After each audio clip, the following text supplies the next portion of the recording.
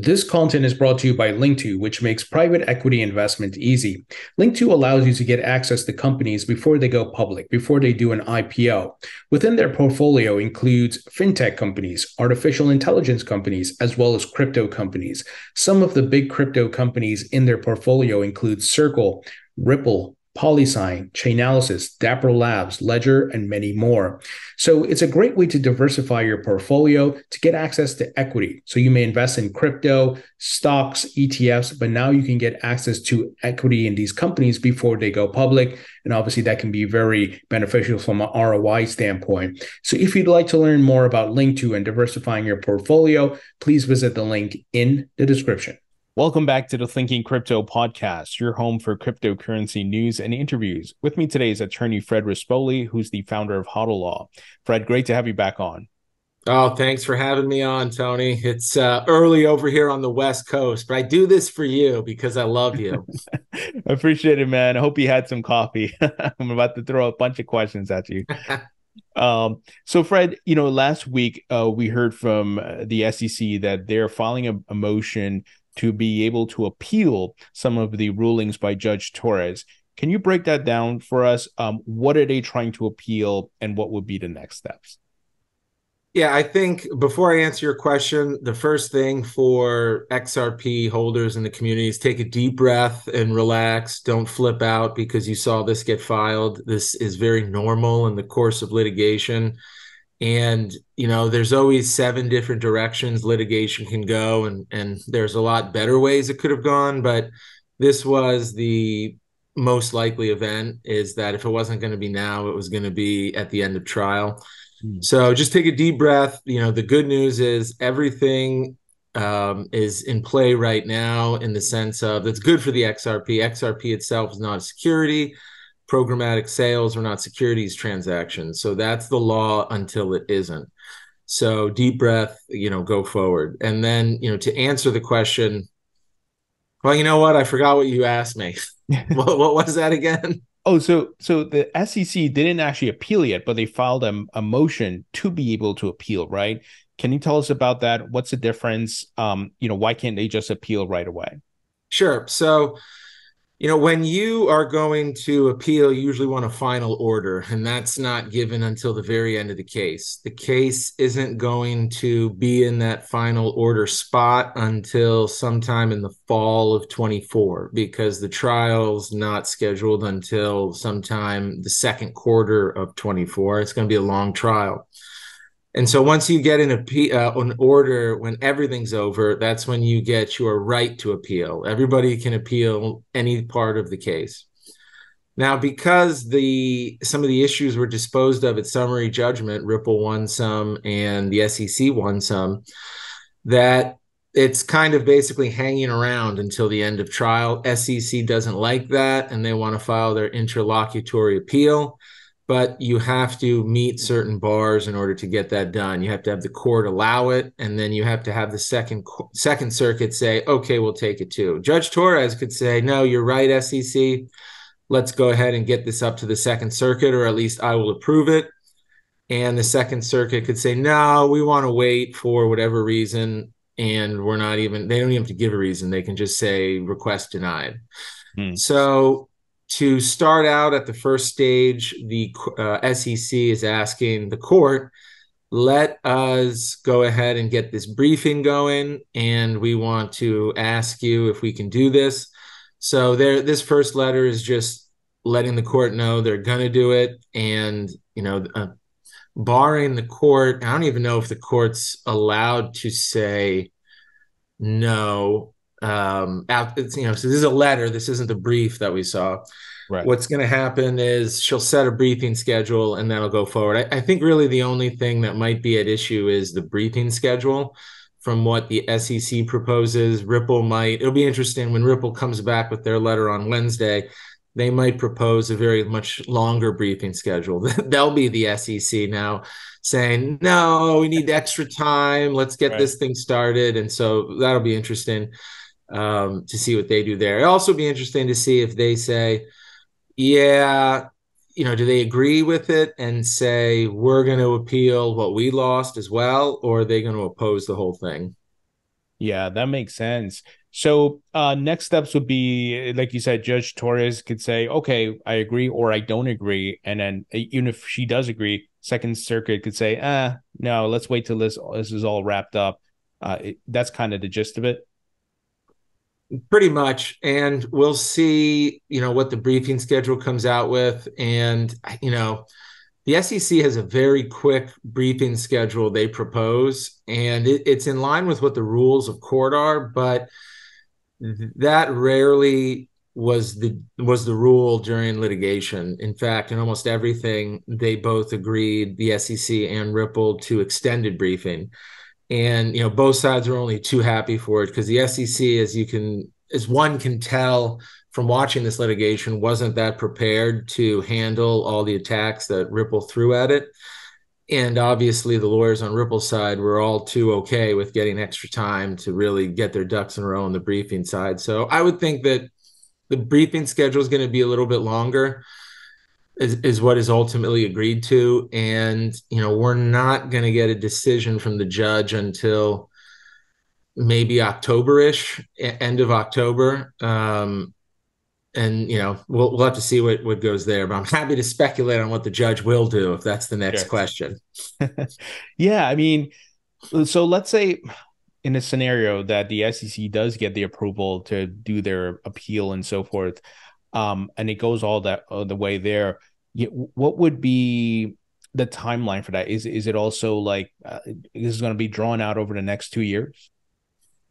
It wouldn't be that long. It could be a little bit shorter than the average I'm about to tell you, just because it's an interlocutory appeal. If the Second Circuit takes it, that means that the Second Circuit is getting something from the Southern District, which is, a big financial hub district court in our country. And so, the Second Circuit knows that this is an important case. The Second Circuit knows, hey, the judge actually allowed this. Most judges would probably deny interlocutory appeals. If you're going by as a general matter, just because they're messy, because the whole case isn't finished. And so the Second Circuit could say, all right, well, the court allowed us to take it. We're looking at it. It is important. We're going to take it. So they usually have been running like a 9 to 10 month run time between a decision and the end of briefing. So what'll happen if the Second Circuit takes it is they'll say, we've accepted. Here's the briefing schedule. The parties do their opening brief on this day, their oppositions, and then their replies. I have to re-review my appellate law. I don't know the rules on replies on that third extra brief, if there is one. It could just be opening brief and opposition, especially if both sides bring issues to the appeal. And then so that'll take a solid at least 2 to 3 months to get that briefing schedule done. So I can't see, if everything happens lightning fast, I can't see the briefing being all complete until early 24, unless there's an expedited briefing schedule. So you're still not looking at a decision from the Second Circuit until summer of 24, maybe even the end of 24. So even if all of this goes at a lightning quick pace, you've still got a while before we'd hear from the Second Circuit. Sure. And then to clarify, the SEC is looking to appeal not that the asset XRP is intrinsically a security, but rather the programmatic sales, right? Is that correct? Well, they put something in their letter saying that, and that doesn't mean they're held to that specifically. And I would just say, to caution anybody that's too happy about, not seeing them attack XRP as a security, or XRP is not a security in and of itself. They could, in their objection to what they lost of there were 2 out of the 3 buckets that they lost: programmatic sales and other sales, like awards to employees and gifting of XRP. they could sneak in the fact that they're going to argue XRP is in itself a security by the very nature, which is why the court got it wrong, because you have to consider it a security in the context of programmatic sales. I'm not saying it's a good argument. Right.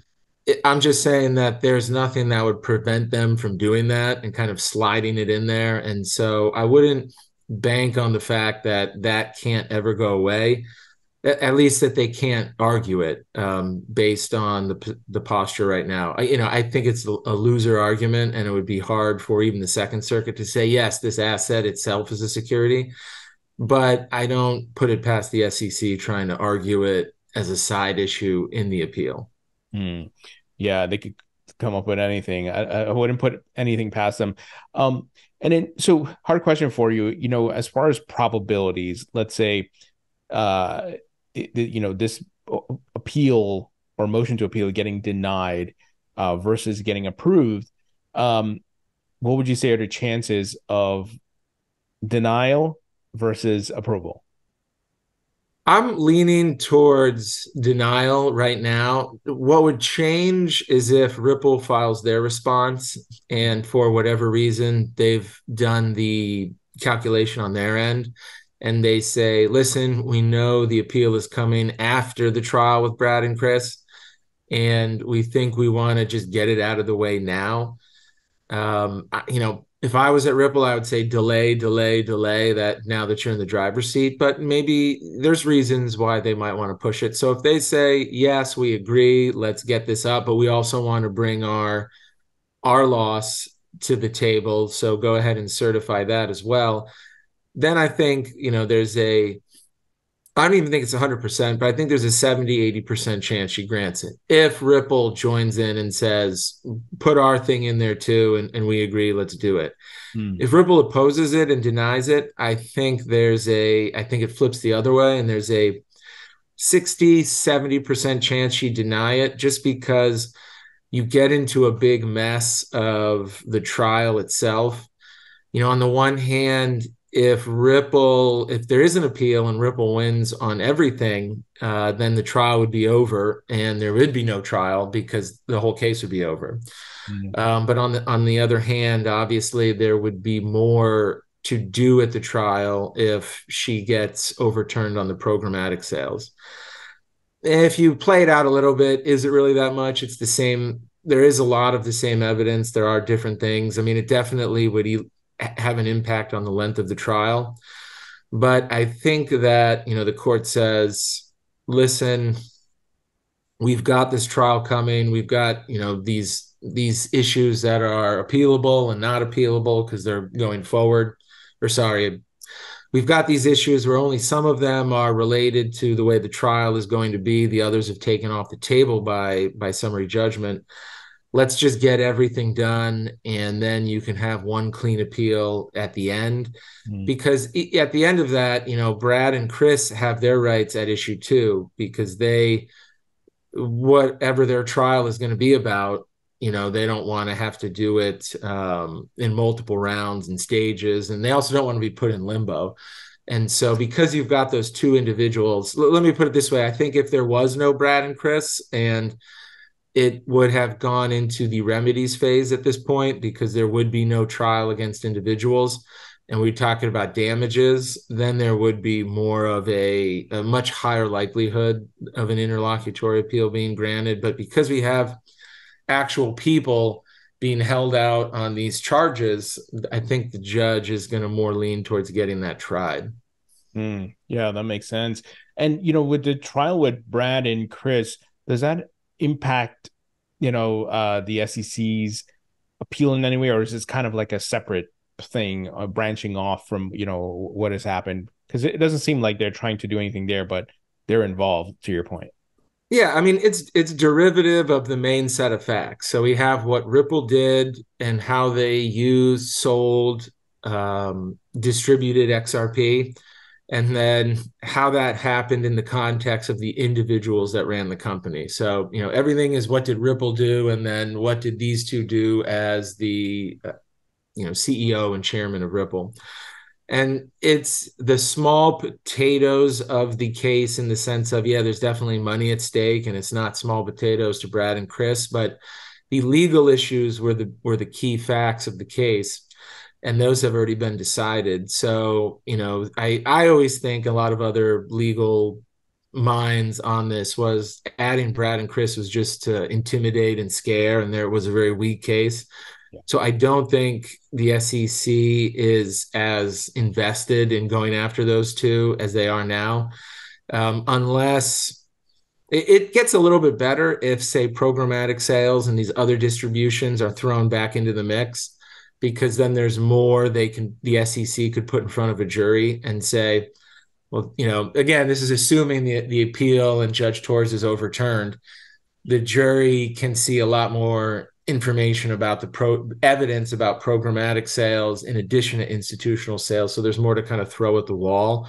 But, I think because the main issues have been decided by law, it's kind of something that's just still hanging out there that the SEC probably wishes it wasn't anymore. Sure. Now, let's say the scenario where Ripple does decide to appeal the institutional sales, and the fine they would have to pay there. Do you think they have a strong chance of winning that or reversing that? I would be hesitant to be more confident until I gave myself a better review of who's on the Second Circuit Court of Appeals. And I say that, and this might not be fair. It may not even be accurate, but it's my perception. And, I think it's important to look at things kind of the way they are and not just, how you would look at it from a legal perspective only, which is, how old are the judges that are going to get the case in the Second Circuit? Because, and I haven't done this breakdown yet. I want to. I don't have any time, but it looks like when you start seeing these crypto cases, the judges that are closer to their 40s and 50s rule one way, and the judges that are in their 70s and 80s rule another way. And, it's unfair. And, I'm not saying, I'm sure there's judges in their 40s and 50s that have no idea how crypto works. And I'm sure there's probably less of a number of 70s and 80s that know how it works and can understand the concepts. But it's undeniable that there has been, at least anecdotally from what I've seen, the older the judge, the more they're inclined to say, or at least go with the SEC's theory. So the way the Second Circuit works is there's a lot of judges, and 3 of them will get picked out of a number. I think it's a couple dozen. I could be off on that, but 3 will get picked, assigned to the case. And we always talk about how lucky Ripple was and the XRP community with Judge Torres. You got to get lucky, or at least in a good shot again with the panel that's picked on the Second Circuit, to really figure out where it's going to go, because that's just going to be critical to who the mindset of the judges that are taking the case. But I do think, if we're talking about it just from the law, I think what the appeal would happen is potentially going, well, you know what? I'd have to think about it a little more. Right now, I'd probably be 50-50 that they would just be inclined to keep what Judge Torres already did and affirm. The other possibility being, I think it would get flipped one way or the other, which is, it's not like they would say institutional sales were actually good, but now programmatic sales were securities. I think the Second Circuit would go, if they're going to reverse anything, everything was a securities transaction or nothing was. Wow. So, like you said at the beginning, right now, the law is XRP is not a security. Programmatic sales are not securities offerings. And we'll see how all these attempted appeals by the SEC go. And it's still going to be something that's a year away for the most part, and not something that's happening next week or next month, right? Exactly. Bottom line, everything is as it is from the July 13th order, and that's going to likely stand for at least a year. Now, there are ways things can get fast-tracked, but I think even if they're fast-tracked as maximum as possible, I think end of spring 24 maybe is the earliest you could get a response on this interlocutory appeal. It's just not anything that's going to be happening anytime soon, certainly not by the end of this year. And my hope, and I think the easiest way to solve everything is to get legislation. And so if that's why I'm thinking, if I'm Ripple Labs, I would try and delay everything as much as possible, because if you can get everything out to beyond the election, if there's a change in administration, there'll be a change in the guard at the SEC. And, it doesn't necessarily mean good things will happen, but it's much more likely good things will happen than where we sit now. Oh, for sure. Now, we've seen that many folks in the industry are using this ruling, even members of Congress, talking about the ruling and the need for regulations and so forth to push their bills through. But Coinbase in particular, we know their chief legal officers have been meeting, teaming up, I'm sure sharing notes, as the secondary market sales ruling case law can be used in their defense as well. And we saw a ton of people file amicus briefs on behalf of Coinbase. What are you seeing on that front, and any thoughts on what's been happening? Well, I would say, first off, credit to the entire Ripple community, the entire XRP community, especially led by John Deaton as the first of the first to kind of go in on that amicus ruling. And then that helped trigger the way for all the other amicus briefs in the Ripple Labs case, because that was not really a thing beforehand. You just didn't have that in the district court. And so once that started to roll, then you've seen it happen now in a lot of other cases. The Coinbase insider trading case, there were a lot of amicus briefs. And now here in Coinbase, in the Coinbase case, I mean, that's all from, Ripple and the XRP community. So everybody needs to pat themselves on the back for that one. With that, I think that it's very good. It's good for the district court judge to see all that, because then the district court knows that this isn't your typical case. This isn't your average situation. There's something wrong here with the way the SEC is doing it. And, even in the case our firm lost against the SEC on a procedural ground with that Ethereum case, the judge in that one said, I'm not going to do anything here because you don't have standing, but it would really be great if the SEC actually gave some guidelines instead of their piecemeal litigation approach. So, that is at least a recognition, another recognition that judges are kind of getting tired with the way the SEC is doing this, because it's not really the way it should be done. They've got rulemaking for a reason. And so bringing it back to the Coinbase case, I don't have a lot of love for Coinbase because we are suing them right now over the Songbird airdrop and the Flare issues that they failed to do. They're trying to dismiss the case and not let it see the light of day. So I'm not going to lie and say I was tempted to file some type of amicus brief going the other way and actually being for the SEC. But I was like, you know what? You got to put the dislike of what Coinbase did to customers over the actual issues that they're fighting about there. So I just bit my tongue and let it play out. And I do hope they win. I really do hope they beat the SEC on this one, but I'm not a fan. A motion to dismiss is hard to win. You've got to show that there are no facts, no matter how they can be portrayed, that the SEC alleged. And so it is an issue of, it's a lot of legal issues of law and not as much fact thrown in on this motion to dismiss. And the huge thing is you've got a member of Congress submitting something in support. And so that never happened before. Where were they when all these other cases were happening? I don't know, but, glad they showed up to the party. So it'll be really interesting. But again, you're probably not going to see a ruling there until October, November, maybe even December.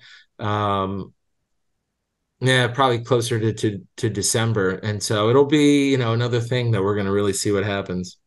Yeah, it's interesting. And look, I'm hoping Coinbase wins, to your point, but yes, I'm also concerned about the Flare Songbird thing. They did not do a good job there. That's bad business practice when all the other exchanges were doing, distributing the airdrops to the rightfully to the holders.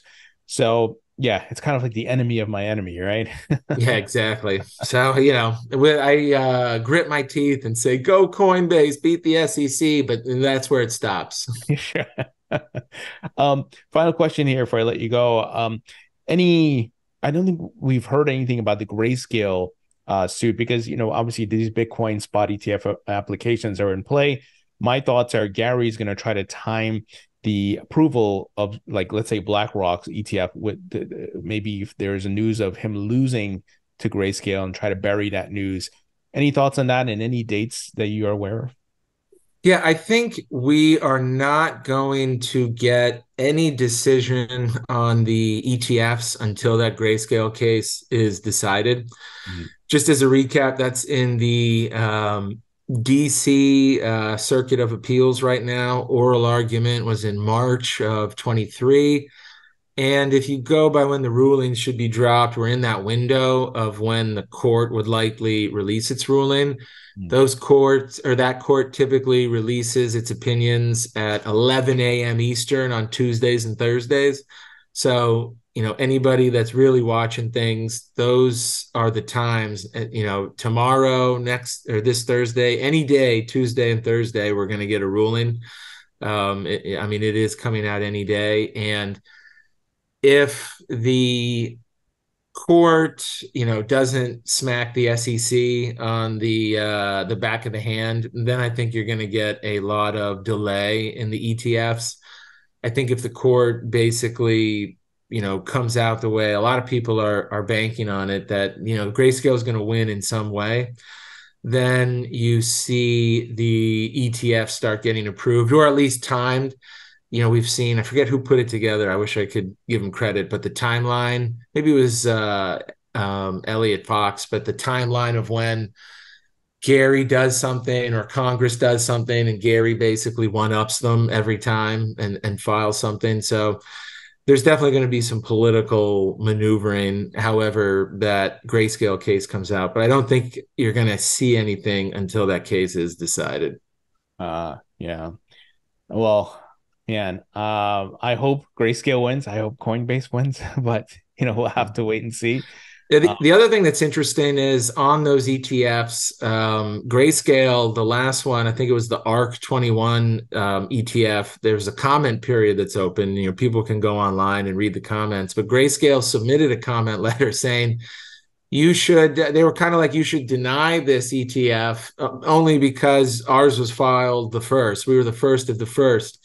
And for you to grant any of these on basically the same reasons that we wanted one granted, but now you're going to come up with this, new idea or new, because Coinbase is the surveillance sharing agreement, that's ridiculous. You're essentially, in lawyer speak, screwing us over. So, Grayscale is actually opposing some of these ETFs, again, because it's in their best interest to not have another one be granted before theirs is granted. So there's a lot of politics going back and forth. I do think, I don't think you're going to hear anything about ETFs until the Grayscale decision. Thankfully, that's happening any day now, any Tuesday or Thursday now. And if it's good and we get a positive ruling for Grayscale, then I think within the next month or two, you'll start to see them getting approved.